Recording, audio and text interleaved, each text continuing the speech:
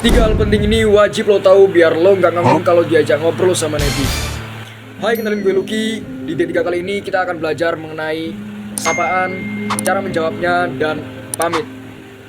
Jadi gimana sih kalau misalnya gue itu nyapa orang Spanyol, kata-katanya itu bagaimana, lalu cara jawabnya kalau misalnya orang Spanyol itu balik nanya ke gue, dan gimana caranya gue ngungkapin kalau misalnya gue pengen pamit.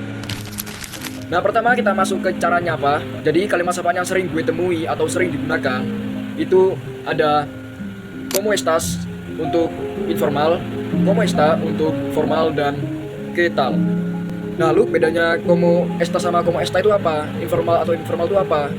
Untuk informal, como estas itu digunain kalau misalnya kalian itu lagi ngobrol sama teman atau orang yang sepantaran sama kalian. Sedangkan untuk como está itu digunain untuk keadaan formal. Jadi kalau misalnya kalian itu ngobrol sama orang yang lebih tua atau orang asing. Jadi untuk como estas itu artinya bagaimana kabarmu. Como está juga sama, bagaimana kabarmu. Cuma kamunya ini diganti anda. Jadi bagaimana kabar anda.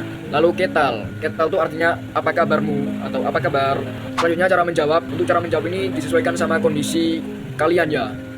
Yaitu ada bien, muy bien, mal, muy mal, super bien, dan más o menos. Ini gue ambil yang penting ya, yang sering digunakan.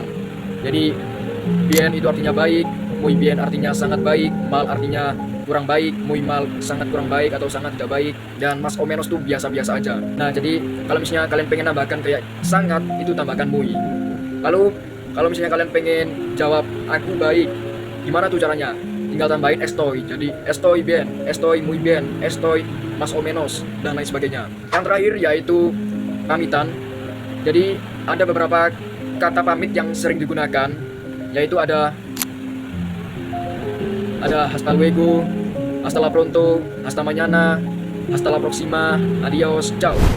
Nah, untuk hasta luego artinya sampai jumpa, hasta la pronto artinya sampai nanti, hasta la mañana artinya sampai ketemu besok, hasta la próxima artinya sampai ketemu di lain waktu, adios, selamat tinggal, ciao, dadah. Nah, ini untuk kata pamitan ini digunain tergantung kalian tuh bakal ketemu seorang itu kapan. Tadi contoh ya, misal gue mau ketemu si A besok, jadi gunain hasta mañana. Nah, itu dia materi kali ini. Menurut gue, kalau lo tahu tiga hal ini, setidaknya lo nggak nganggung kalau diajak ngobrol sama native.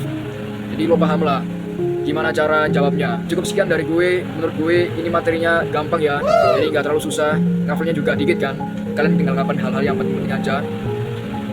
Kita ketemu lagi besok, dan di D4 kita akan belajar mengenai apa ya? Kita lihat aja. Adios.